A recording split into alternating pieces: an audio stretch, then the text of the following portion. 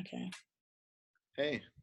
All right. Hi, I am here with Dan Watterworth. He is from Bayridge Counselling Services, and we are talking about how to protect your health during a pandemic, which has never happened to us in our lifetime. How's it going, Dan? Great. Great. So do you have any comments just to open about this whole thing? Sure. I mean, I think the biggest thing that is being emphasized right now is like everyone isolating themselves, but also not panicking, right? Trying to find that balance of using wisdom and but not panicking in any way. Yeah, for sure. And yeah, being able to stay calm during these times and take appropriate measures is very important. Yeah. I was on a Facebook group that this is when I was like, you know what, I'm going to do a video about this. It's a mom's group. And a lot of women were like, I'm really worried about my mental health because now I'm like stuck inside. And I was talking to a single mom a couple of weeks ago, and she said, I can't 100% self-isolate because I can't only be with children all day. I need real conversation. And it's becoming a theme the more ladies I see online. They're worried about their mental health during this time. So have you seen an uptick, or how are you handling that? Yeah, I think it's really important right now that people stay connected and being able to use phone or what technology Yeah.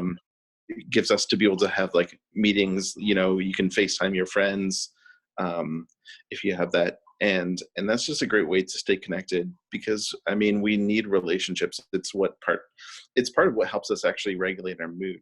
Oh, Is relationships. So it's so important, and I get why people are saying they need it for their mental health. It's very essential, right? yeah. And so being able to do that for like moms in particular, if they need to maybe sit down, have the kids watch a movie or do an activity for a while, and they chat to their friends, I think that's a great way to just have a little escape, right? Take a little break from being on all the time. Yeah. Because I think, I mean, obviously a big pressure that's happening right now is people trying to work from home and watch their kids at the same time. Yes. But that, My kids are on screens right now. yeah, my wife and I are both juggling that in various ways, and so you know we're trying to work all that out, and that makes for an interesting challenge for sure. Yeah, for sure. It's difficult, and yeah, I think people are doing their best. Do you think the news, like the constant barrage of negative news, has anything to do with this, just a rise in anxiety? That's a good question. I think being aware of so much does contribute to anxiety, and Mhm. I think we do need to be able to limit things when we're overwhelmed, and just trying to figure out what is the least amount of information that I need to know. What do I need to know, right? And prioritizing that, and then being able to shut it off after, because sometimes we can just keep overwhelming ourselves with the need to know um, information Yeah. because I think that's something that's come up for, I mean, I guess pretty much everyone right now is um, the anxiety that comes from uncertainty, right? There's a lot of things that we don't know. We don't know how long we're going to be social distancing, how long our kids are going to be home with us. Yeah. Um, lots of questions and understandable questions, and but being able to embrace uncertainty right now, I think, is something that's actually going to be beneficial Yeah. for people's mental health. If they fight it and just try to keep gathering information, they're actually feeding their anxiety. Okay. Yeah, that's actually a really good point. So, Um, yeah, that's interesting stuff.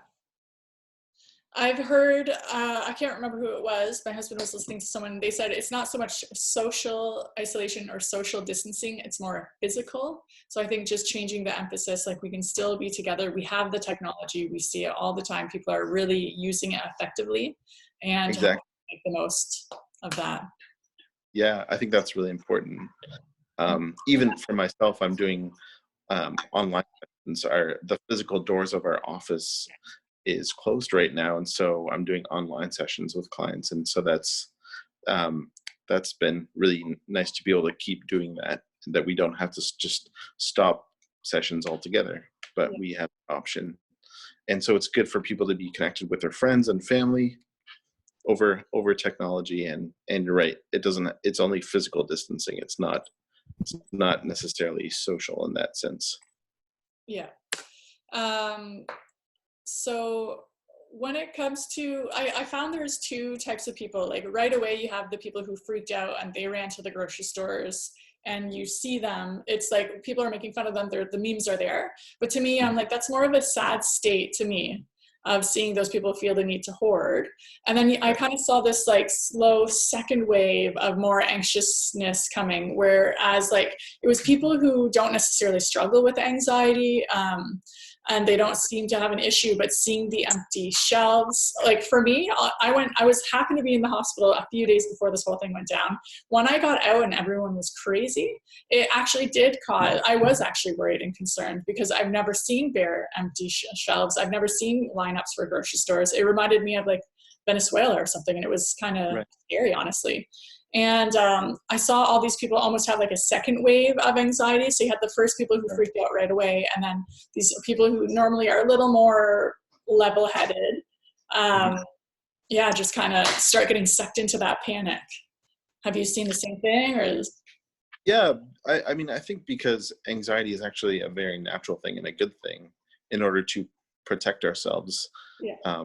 and being able to react to situations in a way that's productive, right? It's the problem is when we experience very high levels of anxiety. I like to think about how those high levels of anxiety, it's like there's a part of your brain called the amygdala that creates that fight, flight, or freeze mode, so to speak. And if it's going on a lot, I think of it as like the fire alarm or the smoke alarm that goes off all the time when you're just like making toast. Yeah. It's a little bit like that, where it's going off all the time, and then trying to figure out what is a realistic thing to react to, right? Yeah. And what is not, right? And is it an overreaction, right? Maybe I did burn the toast, right? Yeah. But my house is in no danger of burning down. And so the same thing with whether it's stockpiling stuff or hoarding, or stocking up. Yes, we need to stock up on some stuff, but we don't need to be planning for 6 months of stuff, because the grocery stores are still open, right? And things like that. So when is there like kind of a line where you should say, okay, you're experiencing an average amount of anxiety because we are in this pandemic, we are kind of alone and isolated. And is there like almost a line where you're saying, if you're doing these things, you should probably maybe call somebody, get some help? Right. Good question. I mean, I think one thing is when you're stressed, I mean, naturally you would talk to friends. Yeah. Right? And so if you're talking to friends and you feel like even after you've talked about it, you're still experiencing a lot of high levels of anxiety, and in particular physical symptoms, things like tightness in your chest, fast-paced breathing, dizziness, fear of the worst case scenario happening. Okay. Those are, I mean, general symptoms of anxiety. Things could also include like nervous sweating, right? Yeah, those kinds of things, physical symptoms of anxiety. All right. Which often get mistaken for heart problems. Okay, yeah, I could see that. Yeah, I mean, a very common case is people going to their doctor, getting their heart checked out, and the doctor says you're completely fine, and then they find out it's actually anxiety. So okay, yeah. So what are some practical steps we can do to just in general, for us that maybe don't need to go quite as far as medication or professional help in that sense, what are some things we can do to just kind of bring everything a little more down? Right, great question.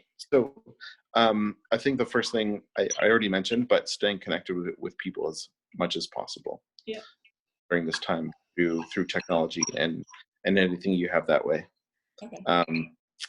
A second thing might be making sure you can get as much sleep as possible, right? That your sleeping patterns, you're trying to be disciplined in getting enough sleep, getting enough 8 hours. That'd be a good one. Right now, because we're all like, our schedules, I feel like, are shot. Even myself, I stayed up way too late, and I was like, oh man, I'm staying up way too late, because I feel like I just feel like we're in that period between Christmas and New Year's where you don't know what time it is and what day it is. It does feel very much like Actual confusion. it So does feel a lot like that. yeah. All right, sleep. That's a really good practical one. And just to kind of add to that, I mean, when it comes to sleep, you want to make sure, like I said, you're getting 8 hours, and that you're slowing your brain down, and kind of before you go to sleep, making sure you have some downtime, that you're not feeding yourself with more information or worries, but you actually have some quiet time before you go to sleep. I think that's really important. Okay, yeah. So not the news right before you go to bed. Not the news. Yeah, exactly. Um, I think, I mean, one thing that people are naturally already doing, I think, a lot, especially on social media, is using humor, Okay. right? That's Yeah. a good thing. Yeah, I get that that's a very temporary one. Mhm. It doesn't necessarily hit the deeper levels of anxiety, but I think it is healthy. Yeah. To I like use that. humor. Yeah, because a lot of people are, well, not a lot. Most people are sharing memes that's really, really funny to me. I love them. Actually, in a group Yeah. I'm part of in St. George where I live, we have one going around like, what's the funniest memes you've seen so far? And it just makes me laugh. But then Oh I've seen, yeah. on the other hand, some people, they almost like shame you for laughing during something like this. And I was just like, yeah, but we kind of have to laugh. Like, we can't always be serious and sad and afraid. Like, we have to have some levity, right? Yeah, Uh, for sure. yeah, Exactly. People need that's, an out. I yeah, we think that's need the important. humor to deal with some things. So, all right, that's cool. Yeah. Another one I would say is exercise, right? That when we're in these stressful conditions, our body releases the stress hormone cortisol, right? Yeah, Which gets us to act, right? We have that need to act, and so, but we need to do something with it. You know, it's kind of trapped in our body. So exercise is going to be really important. Now, I know gyms are closed, yeah, but it's not very hard to find a basic workout regimen at home, right? And right now, just kind of trying to get as much exercise, especially getting your heart rate up, right? And really, really pumping it out, I think is really important, you know. And you can do it with your kids if you have kids. Sometimes what we do is, you know, go on YouTube, pull up a Just Dance video, and yeah, dance along, and so, you know, that's just a fun way to kind of interact with your kids and get some exercise at the same time. yeah. So Yeah, I used to do that. I forgot about that YouTube channel basically, but I used to do that with my kids when they were home too much, like during the summer, if it was rainy or whatever.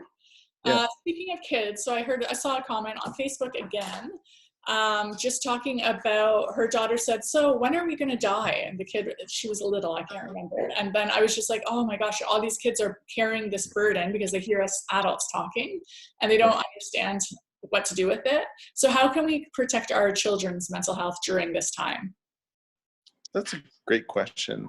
I mean, one thing that's important to understand is, with all that anxiety and fight or flight sensations, Yeah, one of the things that tends to happen is our brains do go to the worst case scenario, yeah, and the fear of death is often part of that. okay, Um, and so I think being able to give your kids accurate information at their level, right, and not overburdening with them with information that they don't need to know. I know probably a lot of us as parents are probably watching news broadcasts and trying to figure out, is it something that kids should be within earshot to yeah, hear, and trying to say, what do they need to know, what do they not need to know, and just filtering that out, yeah, um, because there's no need to fear of death, right? yeah, At this, um, that if we're social distancing ourselves and being safe and taking the precautions, it's important that kids aren't living in that fear. yeah. I know for myself, I had a hard time, like, well, not so much a hard time, but balancing things when all of a sudden it became really clear to me, like, oh, this is really serious. The kids are home for 2 weeks. We're not sure what's happening. Then you're seeing things come out of Italy And that's when I did have to sit down with the kids because it was March break and then they had 2 weeks off. And I wanted them to understand, like, well, they're like, we're bored, let's go to the theaters. I'm like, everything's closed. Like, I wanted to tell them the severity of the situation. Like, we can't do anything. You can't come to the grocery store with me. But then I also don't want to overburden them and have, and put anxiety and into them and fear, because I don't, like, as a kid, that is a nice way to live. So we have talked about it, of course, because it's just a constant conversation, it feels like. And but then there's been a couple times where I'm like, I'm not talking about the deaths that's happening in Italy. I'm not talking about like that really serious stuff. Like, they know enough that they have to wash their hands. They're stuck at home basically. But it was kind of like a hard line, like teach them enough that they will take it seriously and they'll understand when they can't go out and hang out with their friends. But at the same time, like, help them sleep peacefully. Like, it's just such a hard balance. It is, and I wouldn't say I do it perfectly, because something funny happened yesterday with my 5-year-old. Because we were driving around in the car, and and we were talking about the coronavirus, and then my youngest, he's 5, he said the coronavirus, I don't even know what he looks like. So so we have to explain some things, right? And yeah, that's really funny. Yeah, it's just it's a confusing time. It's not like something I can say to my parents like, hey, what did you do when this happened when we were kids? And I just think we're always on our phone. So it's like we're always getting these updates as they're happening. So then you kind of talk about them when you see them. And it's been hard to, and I like I said, that one comment, it made me sad for that little girl that she thought she was going to die. She was just kind of waiting, when is it going to happen? So yeah, I was just like, you know what, parents, what can we do? Like, give us some practical steps. And just to keep the peace in the house. I'm a huge proponent of just like a peaceful home. So I think that's very important. Yeah. So you are doing online services now. So if someone talk to someone, how can they get in contact with you? So they can call the Bayridge office, actually. So the number is 905-319-1488. Right. And so that's a great way to call. And so I'm doing online sessions and also phone sessions. I realize that not everyone is comfortable doing online kind of face-to-face things like this. I actually use a program called On Call, and it's very secure for the online sessions. But I also do phone. So it's been really cool that way, to be able to not stop and be able to continue people's. My clients are very appreciative that we're continuing to offer services, but in a safe way. Yeah, for sure. Well, that's a concern for people who need the ongoing support. You don't want to all of a sudden just stop it. So right. No, exactly. Yeah. Do you have any like hints and tips or anything on your social media accounts? Do you have YouTube, Facebook? Yes. I have Instagram and Facebook. If people wanna look at that would be a great way that I share tips and articles and stuff like that. And now I have a bit more free time to, now that I'm home, to actually share more on Facebook. So I'll probably be using a lot more social media and sharing tips that way. So I've been telling everyone, all these people that I have as clients, I've been like, hey, we need this from you. And now I'm like, hey, there's no excuse. We all have too much time on our hands. You got to start writing. Get on Facebook, because people, and you know what, people I think are enjoying. Well, first of all, I was looking at my screen the other day. It comes up, I think every Sunday, it just tells you about your screen time. And of course, it was through the roof this week, more than usual. And I work from a lot from my phone, but a lot of it was just sitting around scrolling because there's nothing else to do. And so I'm like, now's the time people need to be getting on Facebook and like getting out there, building the brand that way. So, so what's your Facebook page called, or your Instagram account? So my Facebook page is called Dan Watterworth RP. So just facebook.com/Dan Watterworth Bayridge, but Dan Watterworth RP might be easier to look up. And then Instagram, just Dan Watterworth. So. All right, I'm gonna take a picture of us talking. Awesome. And then I'll link it on Instagram and link your page to it. And I'll link you on Facebook too, for people who want to follow up more, or if anyone out there has any questions or anything they feel they need to talk to someone for. Dan is wonderful. And what kind of counseling do you do? So aside from this whole pandemic thing, what do you do? Just your normal day-to-day, what would that be? Great question. So I do couples counseling, family counseling, and individual counseling. I do work a lot with anxiety. Okay. And also phobias. That's something that I've kind of specialed in, is anxiety and phobias. So All right. yeah. What's the word for fear of running out of toilet paper? I don't know, but that's a I good one. know. Come on, everyone's gonna ask Yeah, you. yeah. All I'll right. have to look that up. Yeah, that's awesome. Thanks for doing Well, this. I'm so thankful you took the time to be on this chat with us. I'm gonna record it, put it on Facebook, and I think it will help a lot of people. So thank you so much for your time. Yeah, thank you. I appreciate it. All Take right. care. Thanks. See you later.